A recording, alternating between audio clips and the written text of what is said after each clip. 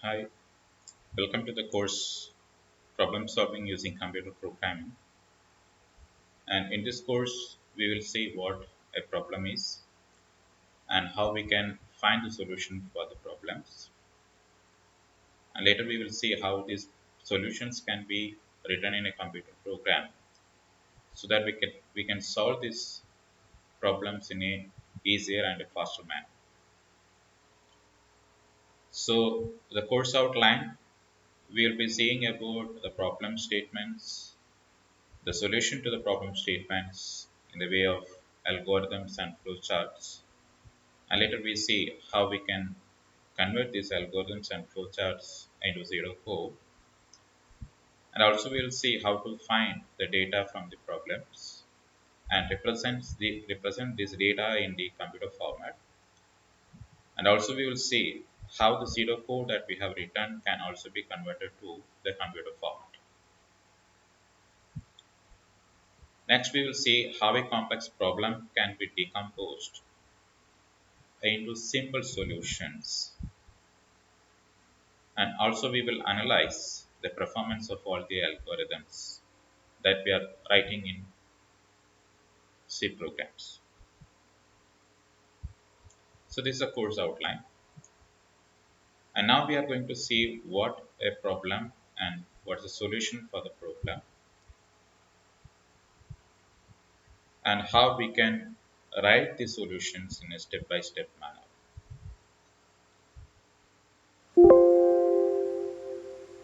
So a problem solving means it's a general way to write the solutions in an orderly way or a step-by-step manner. So we can find the problems in our day-to-day life as well as in the professional life. Everywhere we can find some problems. And problem solving means we are going to find out the solution for these problems. Even it can be a personal problem or it can be a professional problem. We are going to find some solution for these problems and we are going to write the solutions in a step-by-step manner. So this step-by-step procedure we'll also call it as an algorithm. So we will see how this can be represented. Now again, don't think that we can always find a solution to all the problems.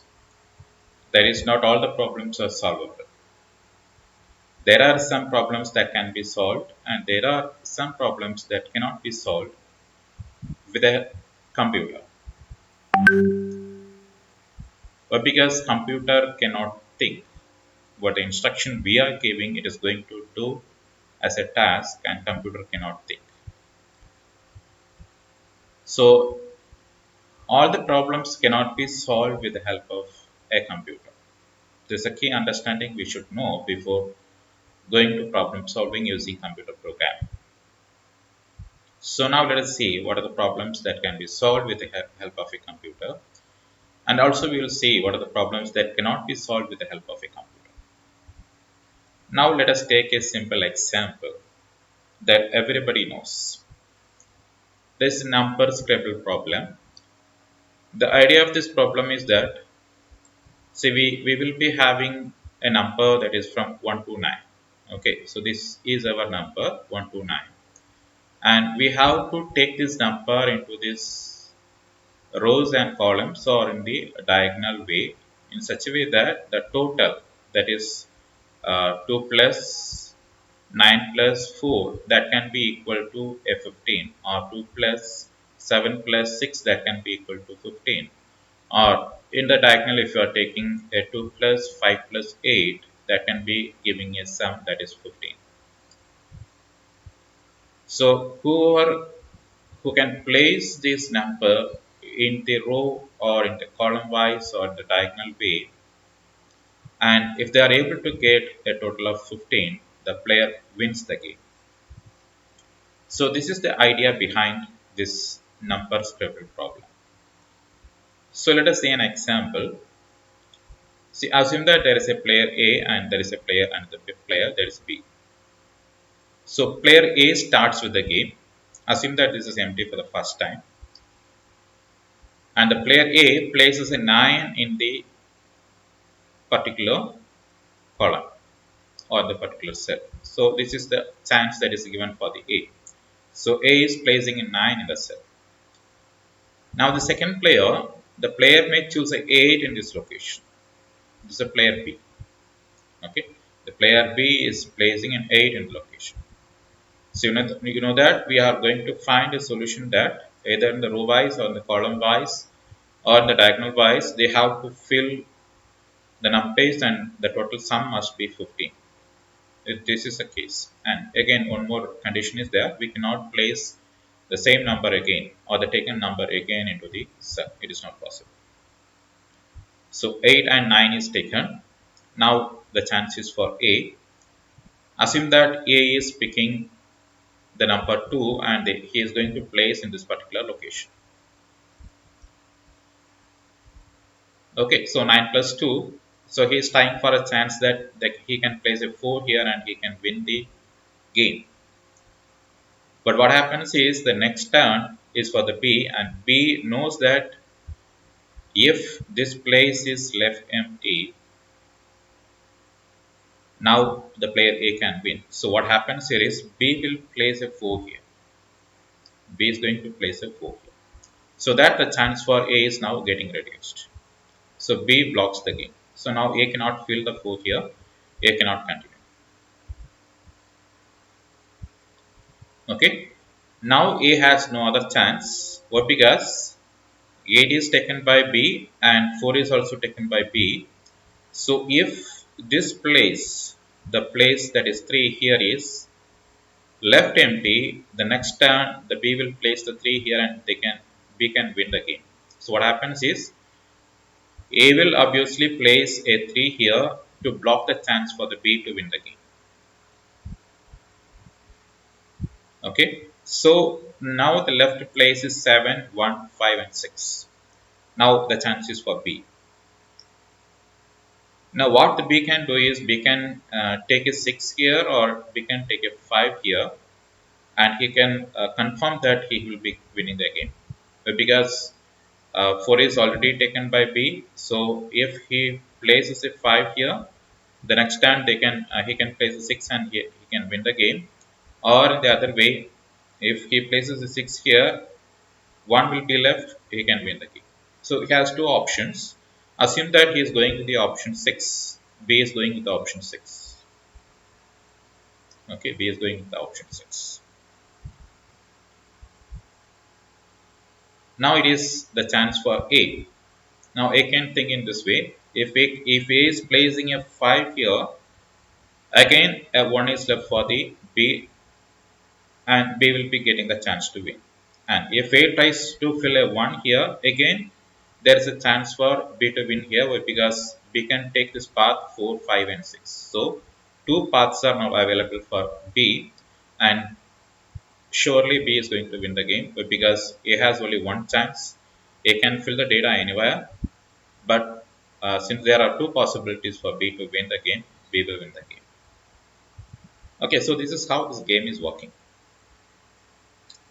Now the thing you have to understand here is, you know that there is some specific number of numpage, that is starting from 1 to 9, you have some specific numpage that is available within the game. That is, you have a boundary, that is, you are starting from a 1 and you are ending with a 9. You have a boundary for your numbers. You cannot go beyond this. We are having a condition there. And second, see here, we are seeing that we have 3 rows and 3 columns. 3 rows and 3 columns. And here too we are setting a boundary that we are having only 3 rows and only 3 columns. We are setting a boundary. And the third, we are seeing that we are going to have only 2 players A and B. Again, we are setting a boundary. So see here, anyway, if you take this problem, you have boundaries in all the cases. It can be the numbers that we are placing, it can be the players who are playing the game, or it can be the cells what is available there. In any case, we have a boundary for this, and we have some specific way in which we have to work to solve this game. Those are called steps. Okay. So yes, we can solve this game. and this can be written in a computer program also. Let us take one more example for this. Everybody will be knowing this. It is now available in mobile phones as well as in the internet. That is tic-tac-toe game.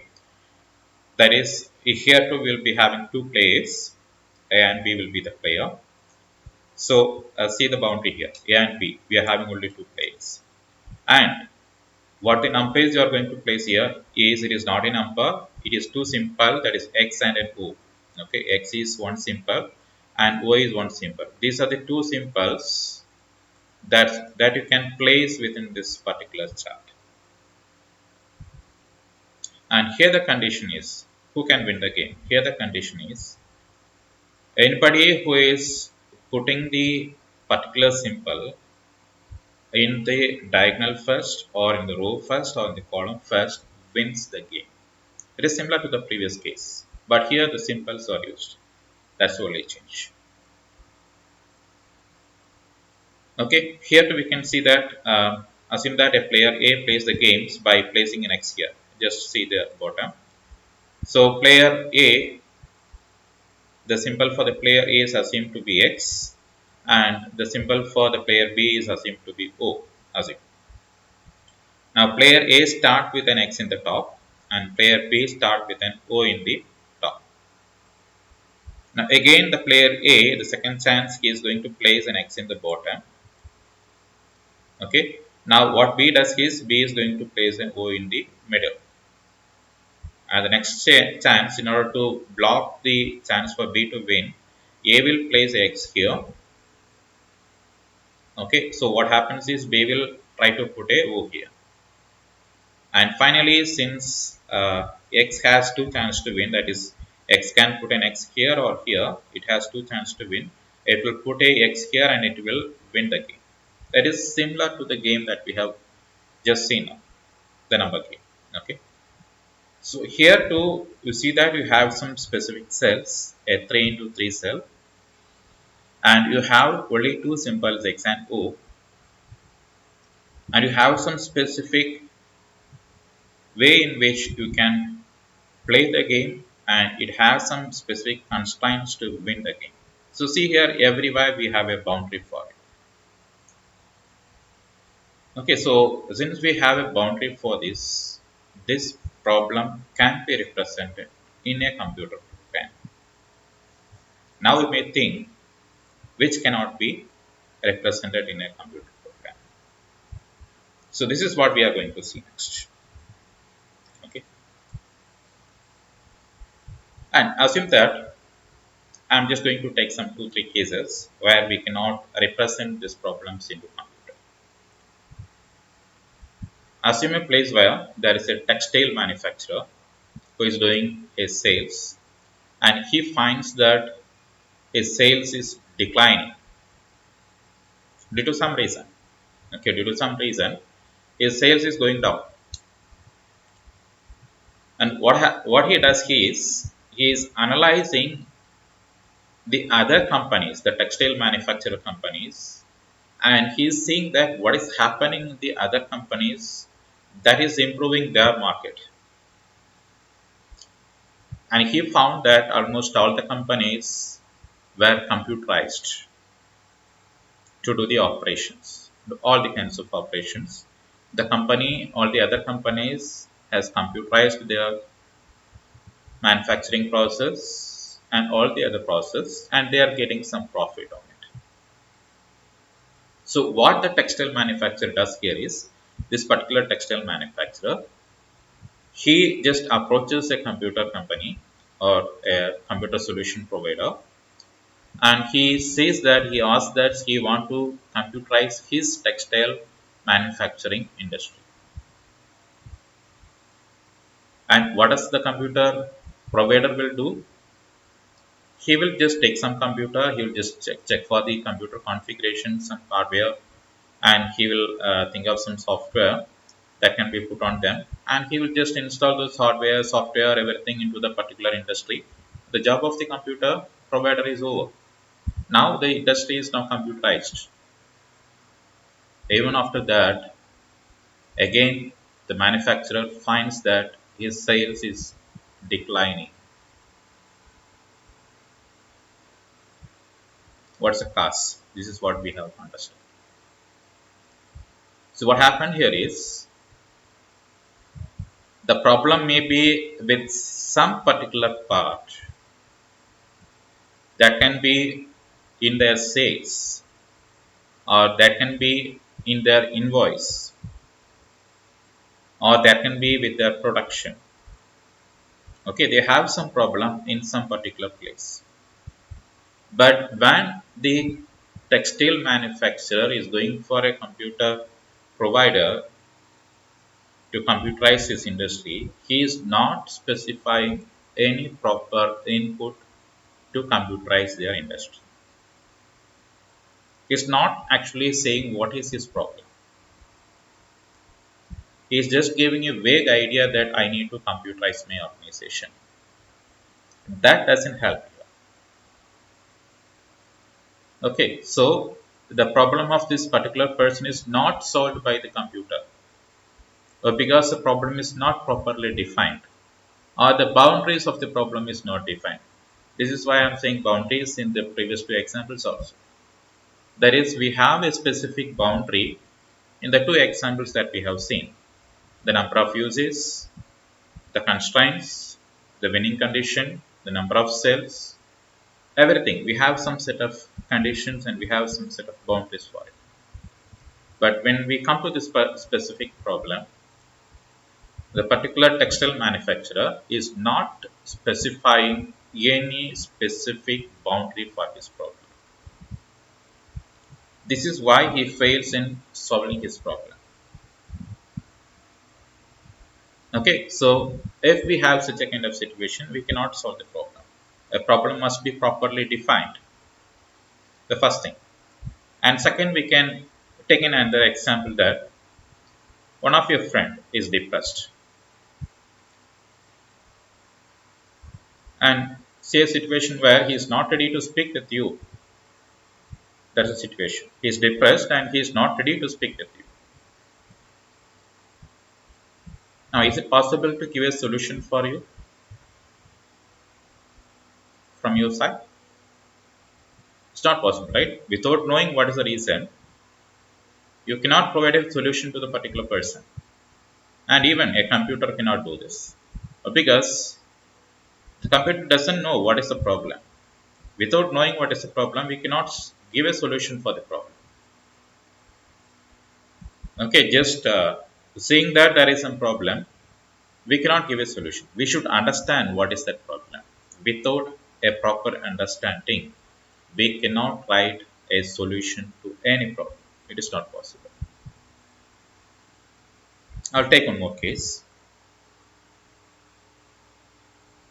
See that we are going to do an application. We are going to find a solution for a car parking problem.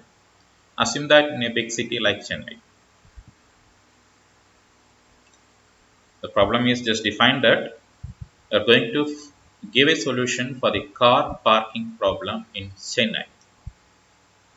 See the problem carefully. Just seeing this statement itself, you may think that yes, I can give the solution, but it is not directly possible. Why? Because in the problem, it is not specified that where you are going to have your parking slots. The location is not specified.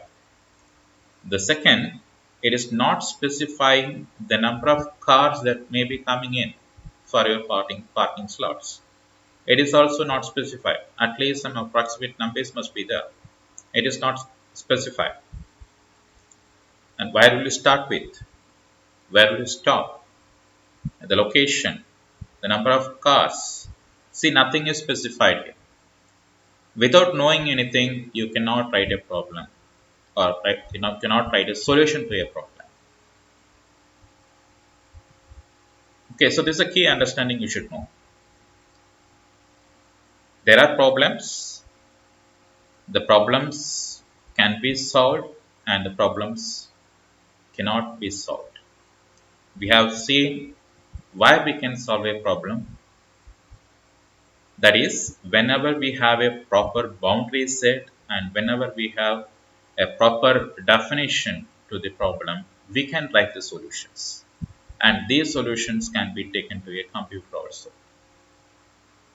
But on the other hand, if there is some problem that is not defined, even the problem statement is not defined, the inputs are not defined, what can be the output that is not defined, the boundaries are not defined. If nothing is defined, you cannot take this problem and you cannot find a solution to the problem, and you cannot write this problem into the computer also.